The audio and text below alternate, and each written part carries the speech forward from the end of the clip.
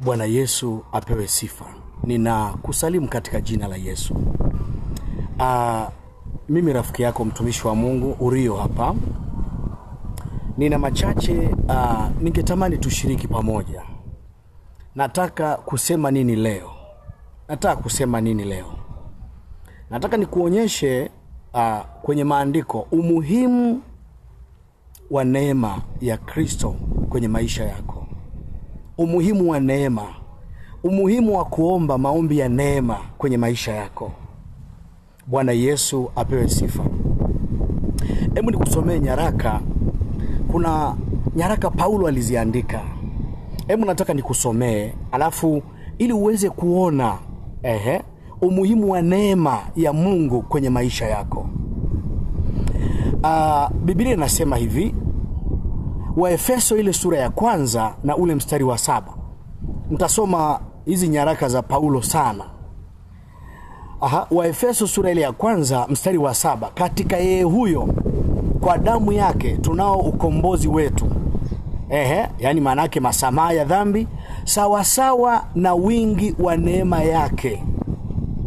Nataka uone tumekombolewa kwa damu ya Yesu. Tunao ukombozi wetu katika nini? Katika msamaha wa dhambi. Lakini ni kwa sababu ya wingi wa neema. Nataka uone neema ya Mungu kwenye maisha yako ilivyokuwa na umuhimu sana. Hata kusamehewa dhambi, hata hiyo damu ya mwanakondoo ambayo inatuletea ukombozi na msamaha wa dhambi ni kwa neema. Ni kwa sababu ya wingi wa neema. Bwana Yesu asifiwe sifa. Kwa hiyo nataka uone. Lakini pia Waefeso sura ile ya 2 na ule mstari wa 5 inasema hata wakati ule tulipokuwa wafu kwa sababu ya makosa yetu alituhuisha pamoja na Kristo. Yaani tumeokolewa kwa neema. Nataka kusema nini? Ni kweli umeokolewa. Unaweza ukahisi labda uokovu wako ni kwa sababu ya maombi, au uokovu wako ni kwa sababu ya matendo mema, au uokovu wako kwa sababu ya sadaka. Sio kweli.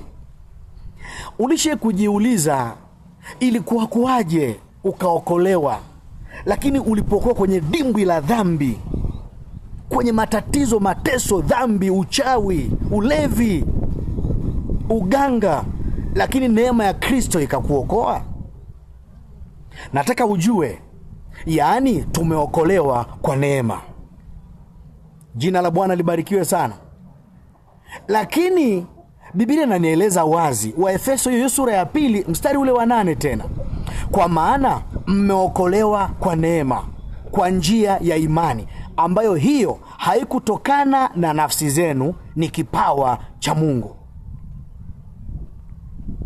Nataka nikusaidie kitu kimoja.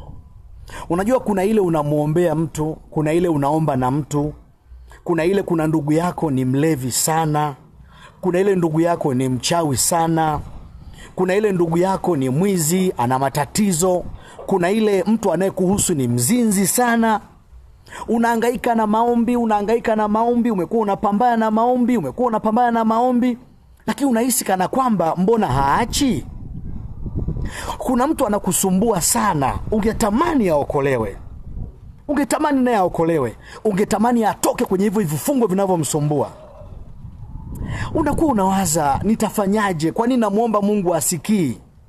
Mbona kama Mungu hanisaidii? Nataka nikusaidie. Ukishafika wakati unafanya maombi na mtu ili atoke kwenye kile kifungo ambacho kinamsumbua kwa miaka mingi, unapoona haielekei kabisa, kadiri unavyozidi kuomba naye, au kadiri unavyozidi kumwombea kwa kufunga na kutoa sadaka ili atoke kwenye hayo matatizo alionayo makubwa, unapozidi kuona anazidi kuingia kwenye haya matatizo zaidi, wakati ukiwa unaomba, ni maombi gani unatakiwa ufuate? Nisikilize, mimi ni mwalimu wa neno la Mungu. Anza kuomba maombi ya neema juu yake. Anza kuomba maombi ya neema juu yake. Mkumbushe Mungu kwamba tunaokolewa kwa neema. Mwambie Bwana Yesu, hata wewe ni neema yako tu imenifanya nikaokolewa. Arabahato. Bwana Yesu apewe sifa. Narudia tena, pale unapoona mambo yanakuwa magumu, kuna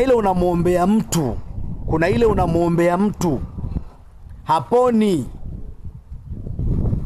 muombee neema. Omba maombi ya neema. Nisikize nikwambie, nina habari nzuri sana jioni ya leo. Hatupewi vitu kwa sababu ya maombi tunayoomba. Watu hawaponi kwa sababu ya maombi. Watu hawapati vitu kwa sababu ya maombi. Ni neema. Watu wanapewa kwa neema. Ingekuwa sio hivyo, kila anayeomba angepewa muda huo. Lakini kuna kitu kinaitwa neema. Nataka nikusaidie mtu unayenisikia, unayejipiga kifua. Unasema Mungu amekufanikisha.